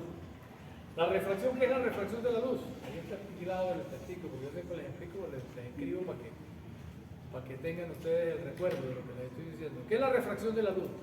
La refracción de la luz es el cambio de dirección que sufre un rayo de luz cuando pasa de un medio a otro medio. Cuando esos dos medios tienen un diferente índice de refracción. Entonces ya me enredó esto con la vaina, ¿qué pasó? Entonces, la refracción es la desviación de la luz. ¿Cuándo se desvía la luz? Cuando pasa de un medio a otro. ¿Qué quiere decir pasar de un medio a otro? Por ejemplo, si yo tengo una superficie líquida acá con un perol lleno de agua, la luz puede entrar ¿cómo se llama? Al recipiente que tengo allá atravesando los rayos luminosos la interfase, se llama interfase, la interfase que existe entre un medio que es el aire y otro medio que es el agua. Hay dos medios, ¿está claro? Hay dos medios. Esos dos medios están separados entre sí. ¿Por qué están separados? Bueno, el medio aéreo es el medio de aire y el medio del agua es el agua. Entre ellos se dice que se establece una interfase. La interfase es esa fase que hay entre dos medios. Si yo tengo un vidrio, por ejemplo, el vidrio tiene una interfase entre el aire y el vidrio por un lado y el aire y el vidrio por el otro lado. Son dos interfases. La luz puede pasar del aire a través del vidrio o del vidrio al aire. La luz puede pasar del aire al agua o puede pasar del agua al aire si yo pongo una linternita adentro. ¿Sí está claro? Es decir, la luz se puede mover, y de hecho se mueve, entre dos medios distintos. Esos dos medios son distintos en muchos aspectos, pero sobre todo hay un aspecto que es el que determina la diferencia entre esos dos medios. Ese hecho es lo que se llama el índice de refracción. Cada medio tiene un índice de refracción particular. ¿Sí? Ese índice de refracción se designa con la letra N. N es índice de refracción. Ese índice de refracción es una medida que surge de la comparación entre la velocidad de la luz en el aire o en el vacío y la velocidad de la luz en el medio. ¿Qué estoy diciendo? Estoy diciendo, un rayo de luz puede pasar de un medio a otro. Cuando un rayo de luz pasa de un medio a otro, pasa de un medio que tiene un índice de refracción determinado a otro medio con otro índice de refracción. Si los dos medios no tienen diferencia de índice de refracción, no pasa nada. El rayo de luz pasa derecho y sale por donde tiene que salir, que tiene que salir. Pero si los índices de refracción son diferentes, el rayo se desvía. El rayo se desvía. Y a eso es a lo que llamamos refracción de la luz. La desviación del rayo cuando ese rayo pasa de un medio a otro con distintos índices de refracción. Ahora usted dirá, ¿y qué es el índice de refracción? Ya se lo dije. El índice de refracción se designa con la letra N. El índice de refracción es la relación que existe entre la velocidad de la luz en el vacío. O sea, Einstein determinó, recuerdan ustedes, eso ya se nosotros no fue Einstein agarró la idea de que la única cosa que probablemente es constante en la existencia, en el mundo físico, es la velocidad de la luz. Tumbó el tiempo y todo, pero coño, el tiempo le parecía que el tiempo era una constante. O sea, que el tiempo, usted no puede hacer chiquito el tiempo ni largo el tiempo, supuestamente. Eso era lo que creíamos. Ahora resulta que no, que el tiempo en realidad es una variable física. Y que esa variable física puede variar. Es decir, el tiempo no es que se me haga más rápido, el tiempo más lento, no. El tiempo se puede hacer más corto. De manera que algo que dura 24 horas, por ejemplo, puede terminar durando 20 horas o 18 horas, porque el tiempo puede encogerse. El tiempo, eso es algo curioso, ¿verdad que sí? O sea, que el tiempo puede modificarse, o sea, que el tiempo puede hacerse más chiquito o más grande. Pero es un hecho demostrado ya por la física moderna, o sea, la física, sobre todo la física esa relativista. Pero entonces la velocidad de la luz. Vamos a ponerle 40 al día.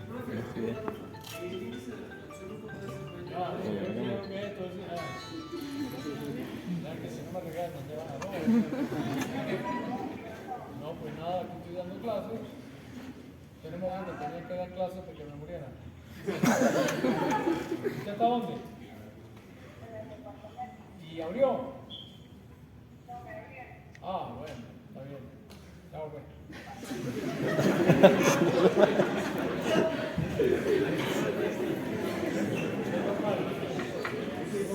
Siempre me acuerdo lo que es verdad. Yo estaba una vez dando clases y llegó un tipo que era candidato a rector. El que entró ahorita así que a hablar de la cosa, él me pidió permiso. Profesor, yo que me quiero, claro, yo lo conocía, el candidato a rector y tal, persona de alto nivel. Entonces, claro, pues sigue adelante, profesor, para dirigirse a los estudiantes y hacer su propaganda. Entonces, bueno, el auditorio, entonces de repente suena el teléfono. Cuando lo va a activar para escuchar, dice no, ustedes son más importantes que cualquier persona que me venga a hablar como él. Tenía un tipo afuera que lo estaba afuera, que había quedado con él en llamarlo. Dice, mire, cuando usted deje, yo lo llamo, entonces usted hace la para el teatro. Y sí, el tipo lo llamó, yo no vi que estaba ahí afuera. Y el quedado entonces se echó semejante desplante. Increíble, los estudiantes, imagínate, votaron todos por él. Que no se considera la gente. Ahorita estoy. Despreció una llamada telefónica, no, yo no puedo hacer eso, porque me botan a mí. Mire, entonces, ¿qué tal? Estamos hablando de N. ¿N qué es? N es Índice de refracción. el índice de refracción. ¿A qué es igual el índice de refracción? A la relación que existe entre la velocidad de la luz en el vacío, que ya sabemos que es una constante, que Einstein dijo que era de 300.000, no, la midieron, carajo, 300.000 kilómetros por segundo, más o menos, es la velocidad de la luz. Entonces, si yo divido la velocidad de la luz, resulta que cuando la luz atraviesa y se mete en otro medio, su velocidad se modifica, cosa que yo tengo que discutirla con ella, porque no dicen que es constante la velocidad de la luz. Sí, pero cuando pasa por un medio aparentemente se modifica, se reduce la velocidad. Pues entonces no es tan constante, como diría. Lo curioso es que cuando, por ejemplo, si la luz pasa del aire al agua, por ejemplo, y que se enlentece, pero una vez que sale del agua, vuelve y adquiere la velocidad, como sea que la estuviera impulsando, vuelve y adquiere la misma velocidad que tenía antes. ¿Entiendes? Yo no sé cómo, si está enlentecida, cómo vuelve a adquirir de nuevo la misma velocidad. Debe ser algo que la jala de allá, de verdad, desde ese punto. Bueno, la mantiene jalada y ella acelera cuando sale. Bueno, entonces la velocidad de la luz ya la sabemos en el vacío, conocemos su valor. Y la velocidad de la luz en el medio, supuestamente se puede calcular, hay métodos para eso, se ha hecho, porque se ha podido entonces establecer la relación entre la velocidad de la luz en el vacío y la velocidad de la luz en un medio distinto, por ejemplo el aire, el vidrio, el agua, cristales de distintos tipos. La gente tiene muchas vainas que estudiar y no hace, analiza sus cosas y saca sus conclusiones. Entonces el hecho es que cuando usted establece esta relación obtiene lo que llamamos el índice de refracción. Estos índices de refracción por lo general tienen que ser mayores que 1. O sea, porque no hay algo menor que el vacío es el vacío, usted no puede tener un índice de refracción menor que 1. ¿O sí? Si la relación es velocidad de la luz en el vacío con respecto a una velocidad de la luz que no esté en el vacío, que sea menos que el vacío. Porque tendría que tener, porque la interacción es por las partículas y por las cosas que hay en el medio. ¿Me entiendes? Entonces, ¿cuál es el índice de refracción mínimo? El de 1, que es el del vacío. El índice de refracción en el vacío con respecto al índice de refracción en el vacío es igual a 1. Y de resto los valores varían. Aquí tenemos una lista, por ejemplo, en el vacío 1, no les traduje vacuum, ni medio. Yo creo que ustedes van a tener problemas con esto. En el aire, mire, es un poquitico mayor que en el vacío. ¿Qué quiere decir? Que en el aire la velocidad de la luz está un poquito disminuida con respecto al vacío. O sea que la velocidad de la luz en los espacios siderales es mucho mayor que la velocidad de la luz cuando atraviesa la atmósfera. Por ejemplo, el aire se enlentece a la velocidad de la luz, a lo mejor se producen entonces refracciones. Y cuando la luz pasa por la atmósfera, produce cambios en la luz. Eso ha creado, bueno, así ha tenido que ser considerado en los telescopios y todo lo que. Por eso mandaron el Hubble, por allá para el espacio, ¿no ves? Un telescopio metido por allá, ¿para qué? Para eliminar precisamente el problema que presenta la atmósfera, que desvía la luz y produce medio, ¿cómo se llama eso? Espejismo, cosas raras. Bueno, en el agua, miren, el agua es 1,33, es decir, que el agua le baja la velocidad a la luz. 1,33 quiere decir que está por debajo de 1, de la velocidad de la luz, en un cierto factor que se puede calcular. En ¿cómo es? El alcohol etílico, 1,36. En el cristal de cuarzo, en la corona de cristal, en el pedernal, en el plexiglas, en el diamante, mire. El diamante sí le tumba la velocidad de la luz, 2,42, o sea que baja bastante la velocidad de la luz. ¿Qué será lo que le ven al diamante? Que son tan caros que son. Que la velocidad de la luz es muy pequeña. Dice que las reflexiones, que la luz que se refleja entonces produce unas maravillas que yo no detecto y no le pongo la diferencia con respecto al circonio. Te pone un diamante al lado y yo soy igual. Bueno, miren, entonces la refracción de la luz es. Aquí vemos entonces un caso, por ejemplo aquí tenemos un rayo que viene, este sería un medio, que es el aire, cuyo índice de refracción es 1, N1. Va a pasar al agua cuyo índice de refracción es N2. El rayo parte y pasa de N1 a N2, pasa de N1 a N2. N1 y N2 está marcando es N1 el origen del rayo, N2 el destino del rayo, es decir, N1 es el primer medio donde el rayo empieza a caminar, N2 es el medio segundo, cuando el rayo sigue su trayectoria y se mete en el medio. Entonces N1 y N2. N1 y N2 no se refieren a eso, al orden. N1 es el medio 1. La luz está viajando en el medio 1. Consigue al medio 2. El medio 2 tiene un N2. ¿Sí? Pero resulta que yo puedo cambiar el N1 y el N2 cambiando la dirección. Me meto en el agua y pongo la linternita debajo del agua. Que no le entre agua. Si le entra agua, sigue sin permeable. Pongo la linternita y entonces ahora lanzo mi dedo, ahora va a salir del agua hacia el aire. Ahora el agua es N1 y el aire es N2. ¿Lo ven? Entonces, hablar de N es hablar del índice de refracción. Mientras mayor el índice de refracción, quiere decir que menor es la velocidad de la luz en ese medio con respecto a los otros. Hablar de N1 y de N2 implica hablar del orden de los medios. Diciéndole a N1 el medio de donde parte el rayo y N2 el medio en donde entra el rayo. ¿Sí? Entonces por eso aquí N1 es el aire, porque el rayo parte del aire, incide, sería un rayo, este rayo es un rayo incidente, el rayo incide sobre la superficie, esta superficie es la interfase. La superficie corresponde a la interfase entre el aire y el agua. Y entonces acá en esta interfase el rayo se desvía, sufre una desviación. ¿Sí? Hay refracción. ¿Por qué? Porque va de un medio N1 que es pequeño a un medio N2 que es más grande. Ya vamos a analizar eso ahorita. Pero si yo agarro la linterna y ahora envío el rayo hacia arriba desde el agua con el mismo ángulo de incidencia, el rayo incidente ahora está metido dentro del agua. Toca la superficie y ahora pasa al punto medio. Ahora el aire es N2. Se produce también una desviación. Se produce también una desviación del rayo, es decir, hay refracción. La refracción se da cuando va de un medio menor a uno mayor o cuando va de un medio mayor a uno menor. ¿Qué es lo que pasa? Lo que pasa es que en este caso ya vamos a ver cómo es que se refracta los rayos. Para poder hablar de eso tenemos que hablar primero, aquí hay una superficie plana, esa superficie del agua, ¿sí? Nosotros hablamos del agua, si hablamos abajo hay una superficie que es el aire. Hay una superficie que es abajo el aire y una superficie que es el agua. Nosotros como el aire no lo vemos, hablamos de la superficie del agua.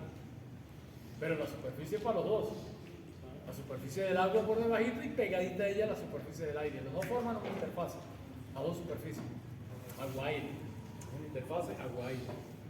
Ok, entonces resulta que sobre esa superficie, que es una horizontal, podemos trazar una perpendicular a esa superficie. Esa perpendicular la llamamos normal.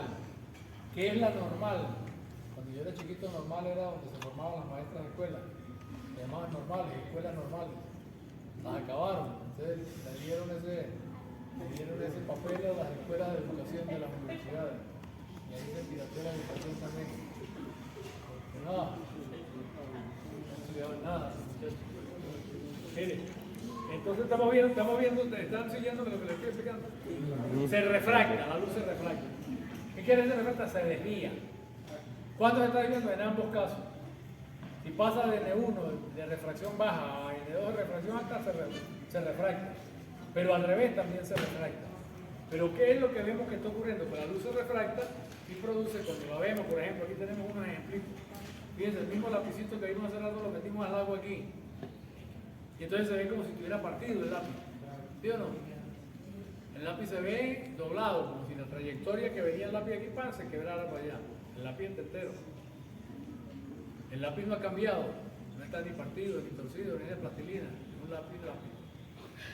Y entonces cuando lo meto en el agua y lo veo, y digo, puño, se partió el lápiz, chamo. Qué vaina, entonces lo boto porque no sirve, está torcido. No, no es que esté torcido, es que precisamente el fenómeno de la refracción me está produciendo esa ilusión, me está provocando esa imagen. El lápiz no está partido. ¿Qué es lo que está ocurriendo? Que la luz que está saliendo del lápiz hacia arriba está siendo refractada de manera tal que yo lo veo de esa manera, torcido, pero no está torcido en realidad. Aquí también se ve, ven, el cablecito. El cable entra aquí y luego se mete acá. Ven ustedes aquí como pareciera que los extremos del tubito, un cablecito, cualquier cosa que usted quiera. Se ve que los dos, cuando se ven la O esa, la U esa, entra en el líquido, entonces pareciera que estuvieran separados. Que la U esta que está metida acá, que estuviera separada de las dos entradas, de la entrada esta y de la salida, entrada esta y de la salida esta. ¿Se ve? Están como separados, como si fueran dos cosas distintas. Y acá también, fíjense que entra, ¿sí se ve allá? Entra el tubito y se ve lo que está dentro, se ve como si estuviera cortado, como si estuviera en otro, como si eso no fuera parte de la misma manguerita, si es que es una manguera, o del mismo tubito, si es que es un tubo, que entre tubo y manguera yo no veo mucho la diferencia. Está bien, aquí hay, aquí resulta que se da un fenómeno interesante, que es este, cuando la tipa está metida acá en el mar y el águila está viendo allá, se le ven las piernas más cortas. ¿Por qué se le ven las piernas más cortas? Porque esta luz que está entrando acá está refractando hacia acá y el hombre mira y ve la dirección que sigue la mirada de él. Y la dirección que sigue la mirada de él corta acá, en este punto, la visión de las piernas. Me parece que fuera de piernas cortas la mujer. En realidad es un espejo. Esto me recuerda de un chiste. Recuerdo una vez a un señor que era medio poeta, estaba en una playa y había una mujercita por ahí que era medio molestosa. Entonces se enteró de que el hombre era poeta. Entonces vino a decirme, ay, que yo también era poeta, que quería escuchar alguna poesía mía. Y dije, bueno, hágame usted una poesía a mí. Y yo, bueno, está bien, ¿usted cómo se llama? Y yo me llamo... primera cosa. Él le dice, ella le dice que le va a hacer un poema a ella. Ella le dice a él que le va a hacer un poema a él. Y le pregunta el nombre, le dice, el hombre se llama Manuel Padilla. Entonces ella dice, Manuel Padilla, cuando te metes al mar, el agua te llega hasta la rodilla. Y me pone furia, poeta de esos piratas. Entonces la tipa insiste que le haga un poema a él, a ella. Pero como él es poeta, entonces él se queda mirando y le dice, ¿usted cómo se llama? Yo me llamo María Angulo. María Angulo, cuando te metes al mar, el agua te llega hasta la rodilla. Pero eso no rima, le dice la mujer, pues espere que suba la marea.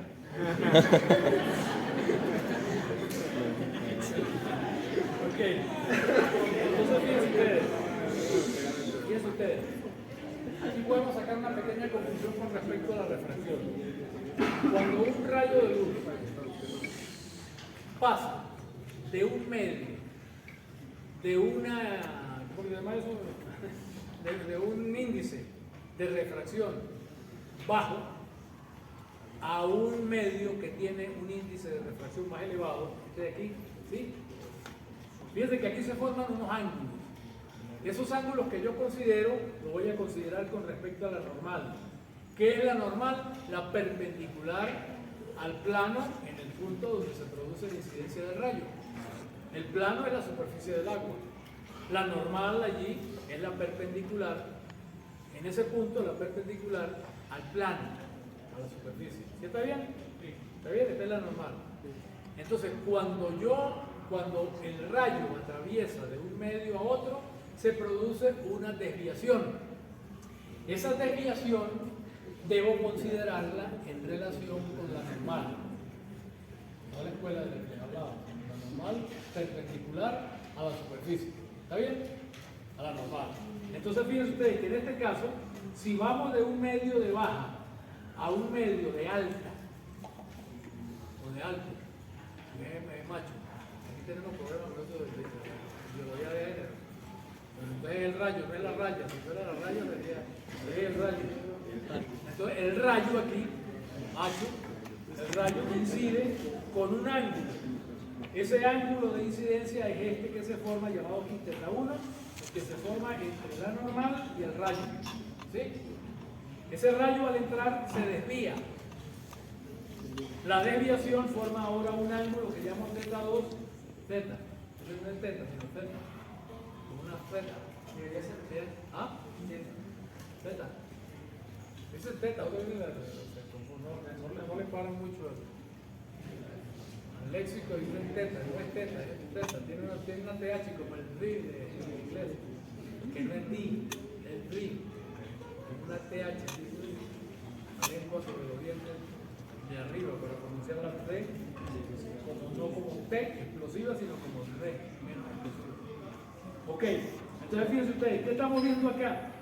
Que de acuerdo con lo que les dije, el rayo incidente, en este caso que tiene un ángulo θ1 y que tiene una distancia x a la normal, determinada por el ángulo S, cuando entra se refracta, pero si está entrando a un medio de mayor refracción, se refracta acercándose a la normal. Regla, ley. Si pasa de un medio de un índice de refracción X a un medio de índice de refracción mayor que X, se produce una desviación, de eso estamos hablando. Y la desviación la identifico ahorita. Se me produce una desviación acercándose el rayo a la normal. El rayo se acerca a la normal, ¿ven? El ángulo θ que se forma ahora entre el rayo y la normal es más pequeño. ¿Sí o sí? Bueno, es más pequeño y entonces decimos como regla, si va de menos a más, si va de un pequeño n a n más grande, el rayo se refracta acercándose a la normal. Se acerca. Ese es el rayo que sube. Ahora, si va de un medio alto a un medio más bajo, vemos aquí qué pasa. Ahora el ángulo es θ1, ¿ven ustedes? De este punto el ángulo es parecido a este que está acá. Este sería el ángulo de incidencia, ahora es θ1. ¿Vale tanto?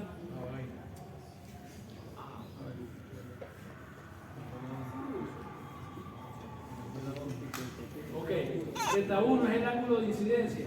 Cuando pasa de un medio mayor a un medio de menor refracción, ocurre también la refracción. Pero ¿qué pasa ahora?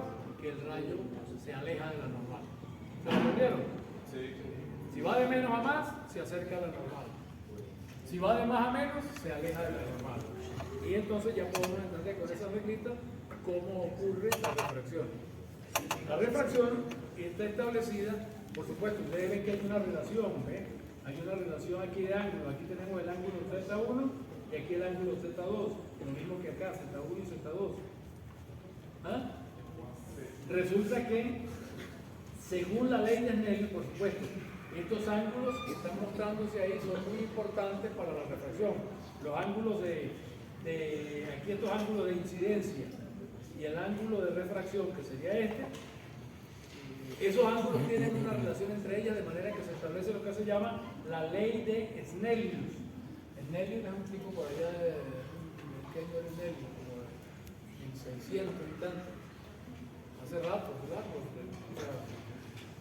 Temprano se dio cuenta el tipo del asunto. Entonces él estableció una ley. Miren, la ley esta establece, así ustedes recuerdan aquello de P1 por P1 igual a P2 por P2. Esa es la ley de Charles y Gay Lussac, no, la de Boy Mariot. La de Boy, era la ley de Boy, ¿no era?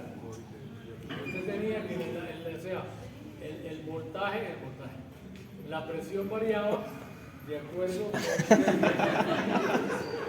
con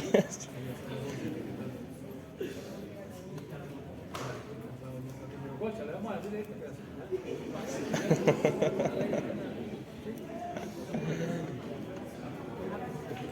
Mire, o sea, se dio cuenta este tipo, Snellius, lo llaman Snell, es un holandés. Entonces se dio cuenta, mire, si yo considero el índice de refracción y el ángulo, es decir, el ángulo de refracción en cada caso, el ángulo que se forma entre la normal y el rayo, Resulta que el índice de refracción de un lado multiplicado por algo del ángulo me va a dar lo mismo que si yo multiplico el ángulo del índice de refracción 2 por el ángulo que se forma. Eso fue lo que él descubrió. Entonces, claro, el ángulo este no se mide con ángulo, sino con un componente del ángulo. Ese componente del ángulo en este caso es el seno del ángulo. A medida que el ángulo se abre, el seno va aumentando. Ustedes recuerdan, cuando un ángulo, cuando se va abriendo en el eje de coordenadas que vemos allá, ¿me acuerdan ustedes? Se forman las funciones trigonométricas. Usted tiene un lado acá y va moviendo el otro. El ángulo va aumentando hasta 90 grados.